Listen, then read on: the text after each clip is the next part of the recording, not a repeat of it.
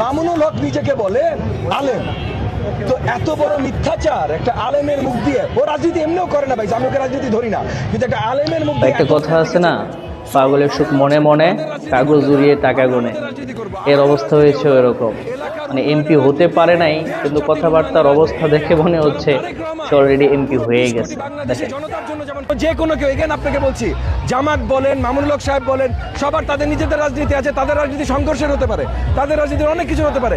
আমাদের মাথা ব্যথা না ভাই, আমাদের কাজ দেশ গড়া। আমি প্রত্যেকটি নেতা কর্মীকে পরিষ্কার বলে দিয়েছি, আচ্ছা, ববি হাজ্জাদ সাহেবের কথা কতটা সঠিক? আচ্ছা, ওবায়দুল সাহেব কি বলেন? আচ্ছা, ওবায়দুল সাহেব আপনি কি বলেন, ববি হাজ্জাদের কথা কি সঠিক? একটা শব্দও বলবো না। একটু বলেন না, সেটাও বলবো না, বললে আর কি করার। আচ্ছা, ফখরুল ইসলাম আলমগীর সাহেব কিছু বলবেন? আপনি বলবেন না? আচ্ছা ঠিক আছে, তাহলে আমরা কিছু বলি নাকি? তারপরে দেখেন আর কিছু বলবো হাজ্জাদ সাহেব আপনাকে নিয়ে। আমি অত্যন্ত দুঃখিত, আমি জাস্ট মাফ চাইলেন? মাফ চাইলে আর কি করার, মাফ তো করেই দিতে হয়। তারপরে আমাদের কথা হচ্ছে, একজন আলেমের ব্যাপারে সতর্ক থাকা চাই ইনশাআল্লাহ। এক জায়গাতে এমপি পদপ্রার্থী অনেকেই হতে পারে, প্রতিদ্বন্দ্বী অনেকেই হতে পারে, তবে কথা হচ্ছে আমার প্রতিদ্বন্দ্বী যিনি, তার সাথে আমার ভালো ব্যবহার করতে হবে, তার সাথে আমার মিলেমিশে চলতে হবে। এখন আপনার বিরোধী দলে যাওয়ার কারণে আপনি তো তাকে ফেলে দিতে পারেন না, তার সাথে আপনি এরকম বাজে বিহেভ করতে পারেন না। আপনার তো ব্যবহার আরো সুন্দর হওয়া উচিত। আল্লামা মামুনুল হক সাহেব তো আপনাকে কখনো এরকম কটূক্তি করে কথা বলেন নাই। আল্লামা মামুনুল হক সাহেব কখনো রাজনীতি করেন নাই, এটা আপনাকে কে বলছে? মামুনুল হক সাহেবের জনপ্রিয়তা আপনি জানেন?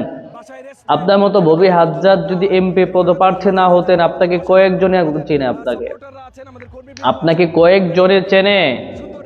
আর আল্লামা মামুনুল হক সাহেব এমপির জন্য প্রসিদ্ধ নয়, বরং পুরো বাংলাদেশে তিনি একজন শাইখুল হাদিস, বাতিলের আতঙ্ক নামে যিনি পরিচিত, যে স্টেজে উঠলে স্টেজ সহ কেঁপে উঠে, যে হুঙ্কার ছাড়লে পুরো মাটি কেঁপে উঠে, এটা হচ্ছে আল্লামা মামুনুল হক। আল্লামা মামুনুল হক সাহেব শুধু একটা নাম নয়, এটা একটা জাতির অনুপ্রেরণা, এটা এ জাতির যুবকের ইমানের শক্তি যোগানোর একটা নাম। আর আপনি তার ব্যাপারে এভাবে কথা বলবেন? আপনার তো এতটুকু কমন সেন্স থাকা দরকার। আমি যতটুকু জানি, আপনি অক্সফোর্ড বিশ্ববিদ্যালয় থেকে সর্বোচ্চ মেধা নিয়ে, সর্বোচ্চ ডিগ্রি নিয়ে এসেছেন, কিন্তু আপনার বিহেভ দেখলে, আপনার মুখের ভাষা দেখলে মনে হয় আপনার চাইতে ওই কওমি মাদ্রাসার নুরানির যে ছেলেরা আছে তাদের ব্যবহার আরো অনেক অনেক বেশি ভালো, অনেক সুন্দর। ব্যবহার শিখেন, ভদ্রতা শিখেন, মানুষকে সম্মান দিতে শিখেন। আল্লাহ পাক আমাদের সবাইকে বোঝার তৌফিক দান করেন।